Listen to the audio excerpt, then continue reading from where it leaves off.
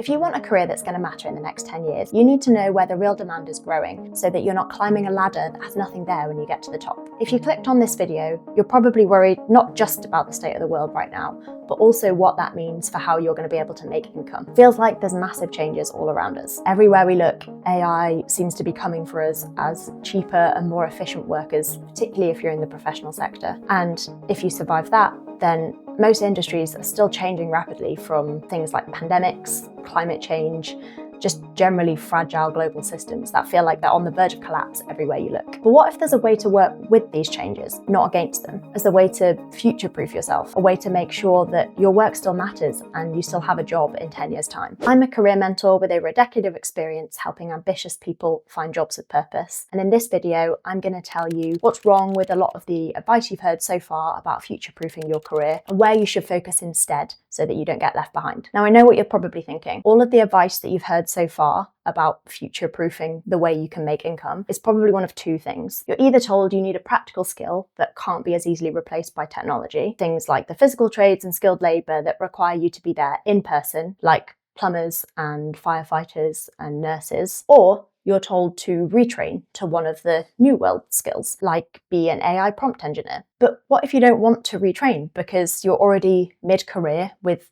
years of developing skills and experience that you don't want to just start from scratch? Or you're at the start of your career, but you don't really want one of the jobs that I just mentioned, or there aren't enough of those jobs to go around for us all to get those roles, because those markets will saturate at some point too. Well, what if I told you there's a third option that most people are completely missing? To set some context, something you might not know is that there is a whole field of work dedicated to figuring out the world's priorities. It's literally called Global Priorities Research. And it's where experts have identified priority areas of work that we should really focus on for the next 10 to 30 years and beyond. Now, I'm not going to go into a huge amount of detail about those areas today because I give a bit more context in my previous video, and I'll continue to refer to them within the context of future videos, so subscribe if it's something that you're interested in. But very briefly, experts have deemed these priority areas by looking at where working on massive emerging issues would have the most positive impact for the world. So they calculate things like what are the biggest threats that haven't had enough attention yet, and what solutions to those threats would have the most positive impact for us, albeit admitting this is a very messy and uncertain thing to calculate. So to go back to our original question about future-proofing, if we're thinking about what jobs and careers will matter in 10 years, we need to reframe the question. Instead of asking what job title should I be aiming for, what we should really be asking is, what direction is the world heading?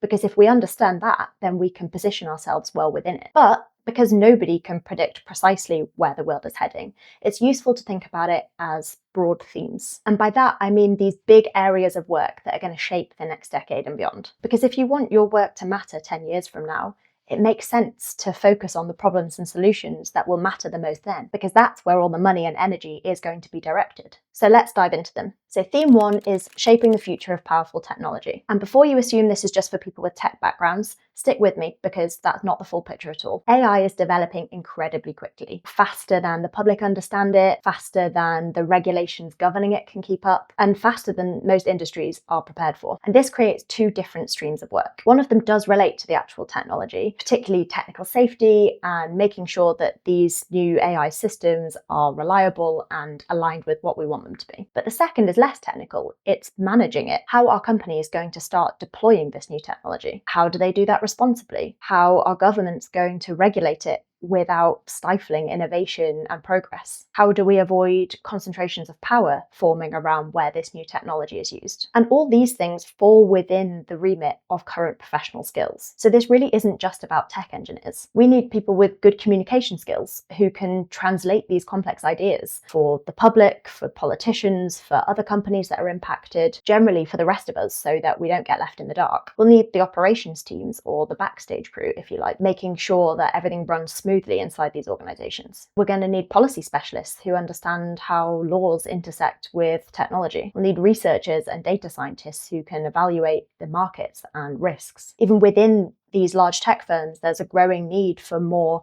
people focus on ethics and safety and risk teams. And these are all roles already found in the corporate sector. It's just a case of pivoting them towards this growing field. We know that AI is going to continue to reshape industries. So we need people helping that transition. And those people are going to be incredibly influential and well placed for this boom of new opportunities. Theme 2 is rethinking the safety of people and animals. If you strip everything back, all of the changes, all of the uncertainty, all of the talk of the impacts of AI, there are a few things that we can assume aren't going anywhere. This is assuming that we're still going to be here. And if we're not, you probably don't need to worry about where your career is heading. But assuming we're still here, one of those things is that we are going to need to eat. That might sound really obvious to start with, but it is really easy to forget how much the entire world depends on our food system just working. Don't necessarily think about it when you just go and pick something up from the supermarket. You just assume or expect that it'll be there. But behind that is obviously a huge system of farms and animals and companies and transport and logistics and so much involved to make sure that that food turns up where we want it to be. And that system is under a lot of pressure. Every year, billions of animals are farmed in intensive conditions. And at the same time, we're trying to change how food is produced. There's new products, new technologies, just new ways of doing things that will hopefully last longer than the way that we've started to do things over the last 30, 40, 50 years. Which means this isn't just a niche issue.